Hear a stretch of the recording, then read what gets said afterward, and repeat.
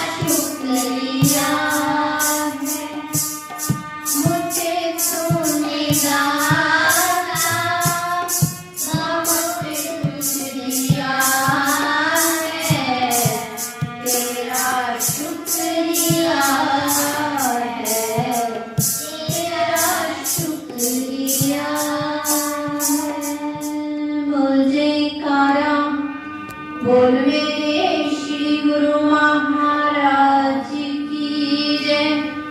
बोलो श्री परमहंस दयाल महाराज की जय। बोलो श्री नगरी निवासी भगवान की जय। बोलो श्री स्वामी जी महाराज की जय। बोलो साचे दरबार की जय। प्रभु का शुक्रिया अदा कर रहे थे कि हे प्रभु, तुमने सद्गुरु आपने हमें ये जीवन दिया, हम आपका शुक्र अदा करते हैं। अगर ये जीवन की रात नहीं मिलती तो हम क्या होते, कहाँ होते, कुछ पता नहीं होता। ये जीवन मिला और हम इस जीवन का मूल्य समझे तो हमें प्रभु के नाम का कीर्तन अवश्य करना चाहिए, अपने जीवन को सार्थक करना चाहिए और मन से, तन से, धन से किसी प्रकार से भी सेवा भाव का होना अति आवश्यक है। श्री गुरु चरणों में जो पहुंच जाता है वह भाग्यशाली है। गुरु देव को जो अपने दिल की बात कह देता है और जब कहीं कोई जाता, किस प्रकार से फोन आते, प्रभु सद्गुरु हम आज वहां जा रहे हैं, और इसलिए कहता, वो कहता है कि सद्गुरु हमारे साथ रहना, हमारी रक्षा करना, और सद्गुरु हमेशा साथ रहते हैं और वो हर पल हमारी रक्षा करते हैं। कहते हैं अंग संग सतगुरु सतगुरु सभी बोलो सतगुरु जी। वो हमारे अंग संग रहते हैं, हर पल रखदा ख्याल, वो हर पल हमारा ख्याल रखते हैं। एक बार किसी के घर में गए और उनके लोभी में फोटो खड़ी श्री स्वामी जी की लगी हुई थी तस्वीर, तो मैंने पूछा कि आपने इसको मंदिर में या कमरे में नहीं लगाया, यहाँ क्यों लगाया है? मन में आया तो पूछ लिया। उसने कहा हमने इसलिए यहाँ लगाई है कि हम जब सोने जाते हैं तो श्री सतगुरुदेव को प्रणाम करते हैं, मत्था टेकते हैं और कहते हैं सतगुरु हम तो अपने अपने कमरे में सोने जा रहे हैं, आप घर का ख्याल रखना। सतगुरु को ये वचन कहना विश्वास है कि सतगुरु ख्याल रखते हैं हर पल। मैंने कहा कि आप स्वयं तो सो जाते हो और श्री स्वामी जी को सारी रात जगाते हो, कई बार उनको नींद नहीं आती, तो क्या आप सारी रात उनको जगाते और स्वयं सो जाते हो? तो इस प्रकार का भाव होता है। सबके मन का अपना अपना भाव है।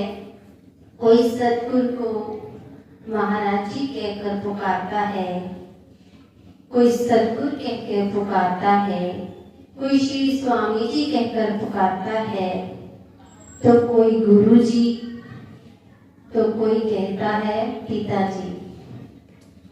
सबके अपने अपने भाव होते हैं। जिसकी रही भावना जैसी, प्रभु मूरत देखी तिन तैसी। जिसके मन में जो भाव होगा उसको सद्गुरु उसी प्रकार दिखाई देंगे। और अपने मन में इस प्रकार का भाव जगाए रखो कि सद्गुरु हमेशा हमारे साथ हैं। गुरुवर के सिवा हमारा कोई नहीं है। एक वो ही है जो हमारी हर बात को सुनता है।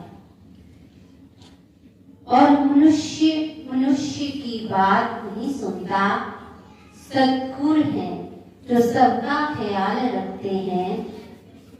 और हमें अपने जीवन की डोर सद्गुरु के हाथों में सौंप दो।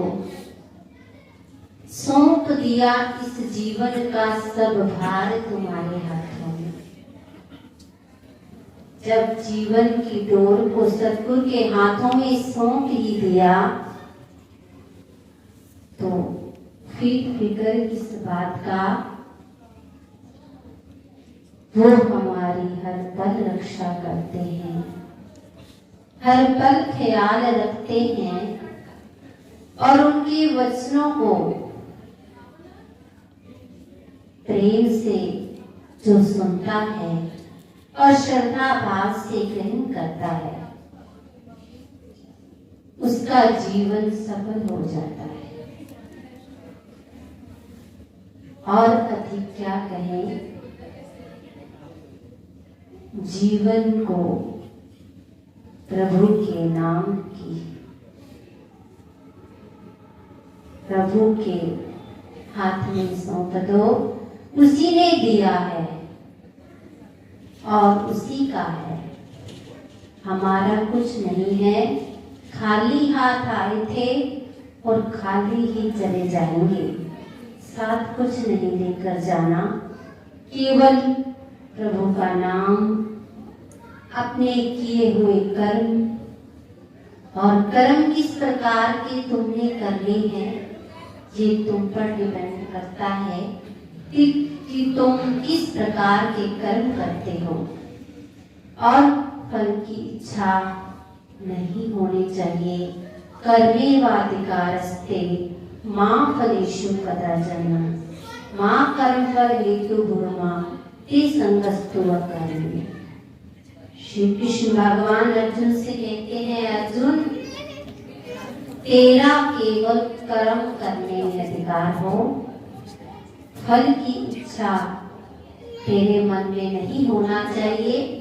और न ही ये इच्छा होनी चाहिए कि फल नहीं मिलेगा तो कर्म भी नहीं करना। इस प्रकार का भाव भी नहीं होना चाहिए। कर्म तो तुम्हें करना ही है और सफल सार्थक अपने जीवन को करना है। बोलो श्री गुरु महाराज की जय। बोलो साचे दरबार की जय।